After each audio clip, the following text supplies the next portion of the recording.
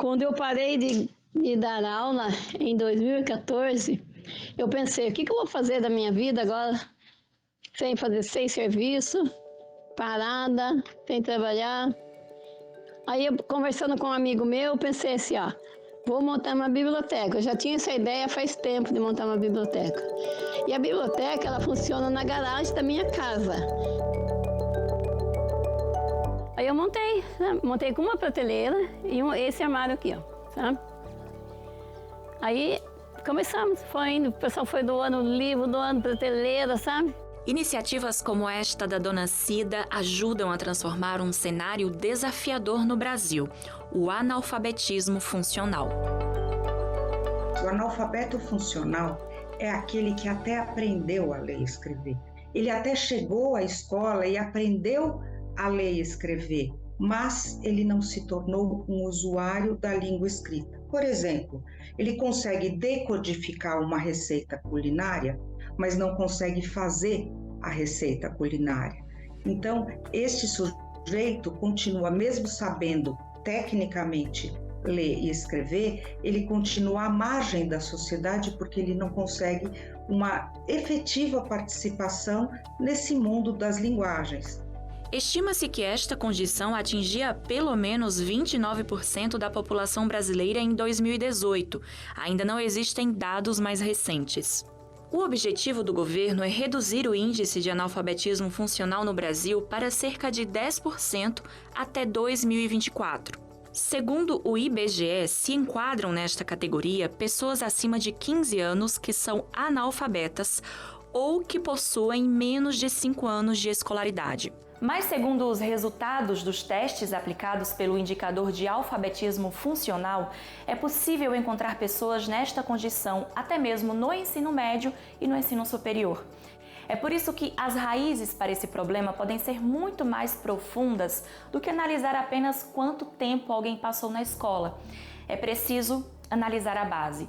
E, diante desse cenário, surge uma pergunta. Até a década de 1980, o uso da cartilha para a alfabetização era muito comum. Por que será que isso mudou?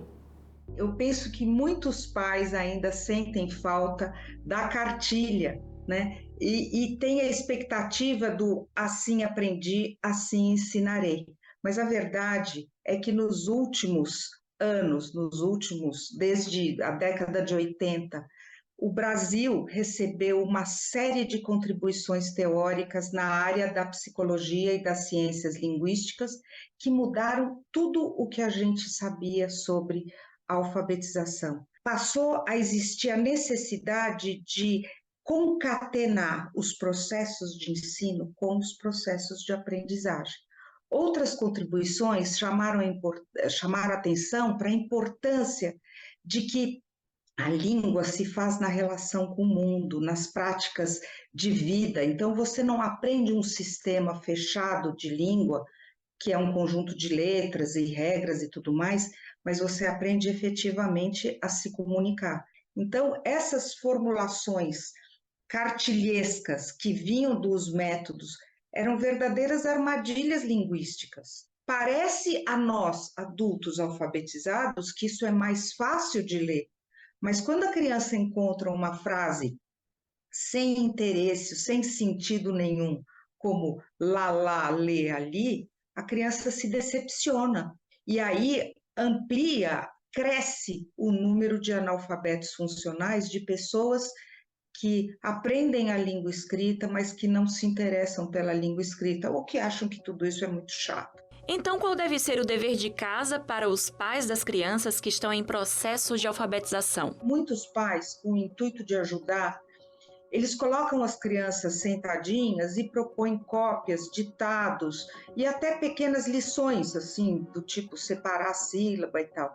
Mas eu penso que a melhor forma que os pais podem ajudar é promover experiências de leitura e escrita que façam a criança se encantar pela língua escrita. E aí eu acho que a literatura é uma porta privilegiada de acesso ao mundo da escrita. E é claro, a gente não pode descartar outras experiências com a língua escrita. Por exemplo, fazer uma lista de compras de mercado junto com a criança, ou fazer ela participar da elaboração de um convite de aniversário, ou deixar um bilhetinho para o papai que vai chegar à noite em casa. Então, são experiências importantes no dia a dia da criança, para a criança perceber e valorizar a escrita como um objeto que tem múltiplas funções e que pode aparecer de diferentes formas. Ter se apaixonado não apenas pelas palavras, mas pelo sentido que elas carregam, foi o que fez com que a menina criada na roça quisesse se tornar professora. E a minha avó, ela vinha na minha casa, quando eu era pequena, e a minha avó contava história pra gente. Mas a sua avó abria o livro para ler para você? Não, minha avó não sabia nem ler. Ela falava tudo decorado, sabe?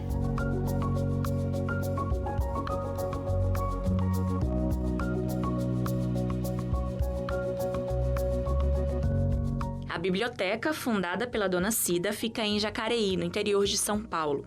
O lugar de descobertas e de imaginação se tornou um ponto de encontro para as crianças. Mas o que elas não conseguem e nem querem imaginar é como seria viver no bairro sem ter a biblioteca. Seria meio difícil, né? Porque minha mãe não compra muito livro, porque se for comprar, só vou ler uma vez, então não vai adiantar, daí seria meio chato. Eu acho que não é só ter o acesso ampliado e a muitos materiais, mas também é o que é que a gente faz com estes livros.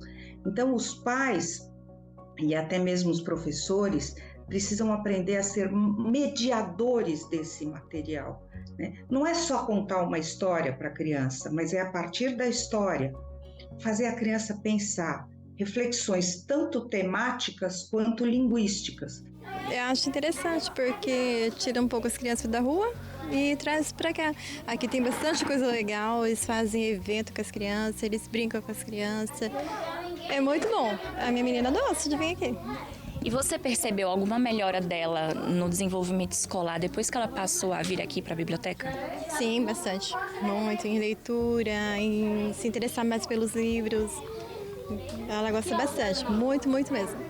Incentivar a leitura, a escrita e o pensamento crítico são tarefas que se estendem a todos. De acordo com a professora Silvia, quanto mais alfabetizada é uma sociedade, mais chances ela tem de ser democrática.